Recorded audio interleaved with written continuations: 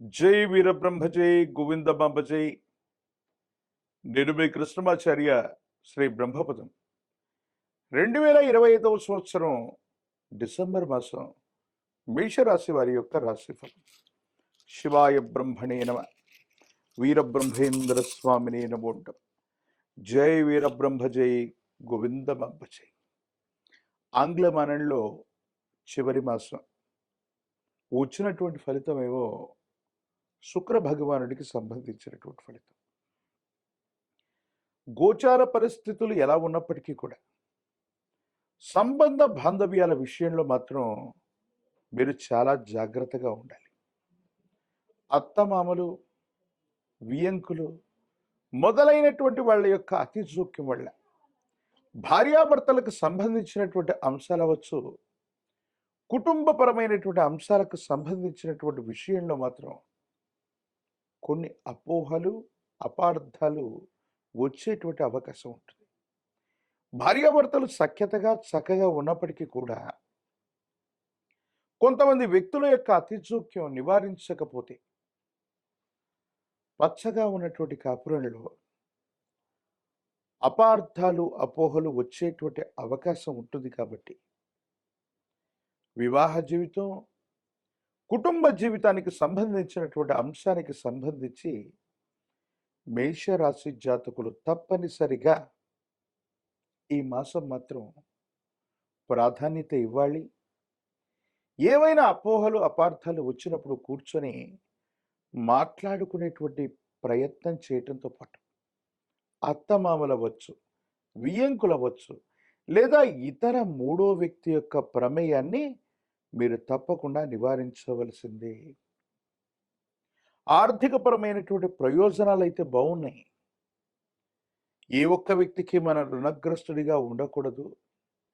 ఎంతో కాలంగా ఆర్థికంగా ఇబ్బందులు పడుతున్నాం, ఏదో రకంగా ధనాన్ని సమీకరించి ఒక స్థిరమైనటువంటి ఆదాయ మార్గం వచ్చేటువంటి వనరులు కావాలని కొత్త ప్రయత్నాలకు శ్రీకారం చుడతారు.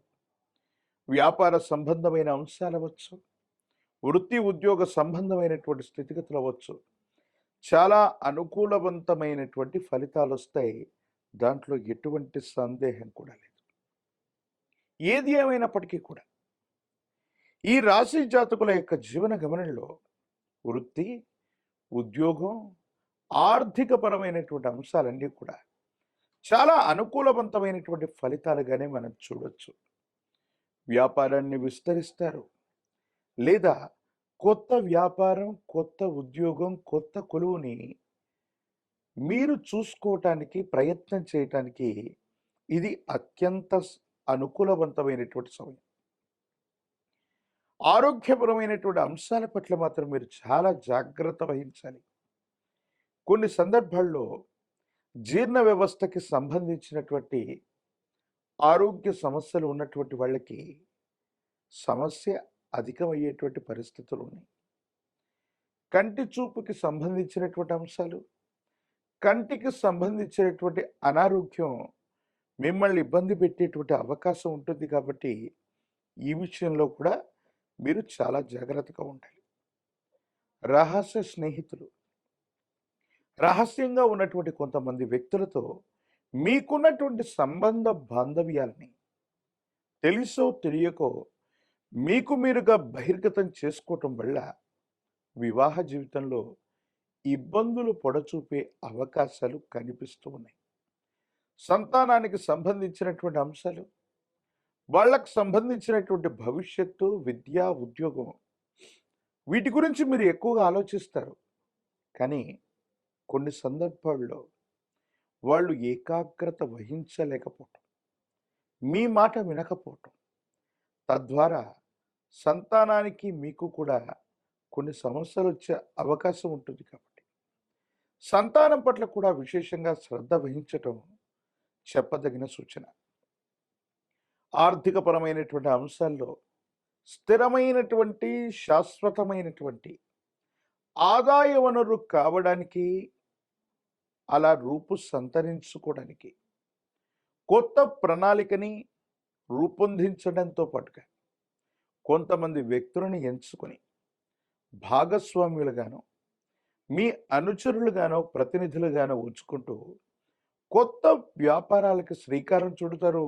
లేదా ఉన్న వ్యాపారంలోని మార్పులు, చేర్పులు చేసి వాటిని విస్తరించేటువంటి అవకాశం ఉంటుంది. వీటి ద్వారా ఆర్థికంగా ధనం లభిస్తుంది. సానుకూలవంతమైనటువంటి ఫలితాలు తప్పకుండా ఉంటాయి. ఆర్థికపరమైనటువంటి అంశాలు మాత్రం చాలా బాగున్నాయి. ఫలవంతమైనటువంటి ఆదాయ వనరుని రాబోయే ఆంగ్లమానానికంటే కూడా ముందే పొందేటువంటి అవకాశాలు కూడా తప్పనిసరిగా కనబడుతూ ఉన్నాయి. ఏది ఏమైనప్పటికీ కూడా మేషరాశి జాతకులకు సంబంధించినటువంటి వాళ్ళలో రాజకీయపరమైనటువంటి పదవుల్లో ఉన్నటువంటి వాళ్ళకి పదవి యోగం ఉంది. మీరు ప్రయత్నం చేస్తే ప్రత్యక్ష లేదా పరోక్ష ఎన్నికల్లో అవ్వచ్చు, నామినేటెడ్ పోస్టులు అవ్వచ్చు, పదవి యోగం కూడా కనిపిస్తూ ఉంది. ఒకవైపు తీక్షణమైనటువంటి ఏలినాటి శని నడుస్తూ ఉన్నప్పటికీ కూడా కొన్ని ఇతర గ్రహాల యొక్క పరిస్థితుల వల్ల ఇంట్లో వ్యక్తిగతమైనటువంటి అభిప్రాయ భేదాలే తప్ప మిగతా అంశాలన్నీ కూడా చాలా సానుకూలవంతంగా ఉండబోతున్నాయి. విద్యార్థులు ఏకాగ్రతతో ప్రయత్నాన్ని కొనసాగిస్తే అనుకూలవంతమైనటువంటి ప్రయోజనాన్ని మీరు తప్పకుండా పొందేటువంటి అవకాశం కనిపిస్తూ ఉంది.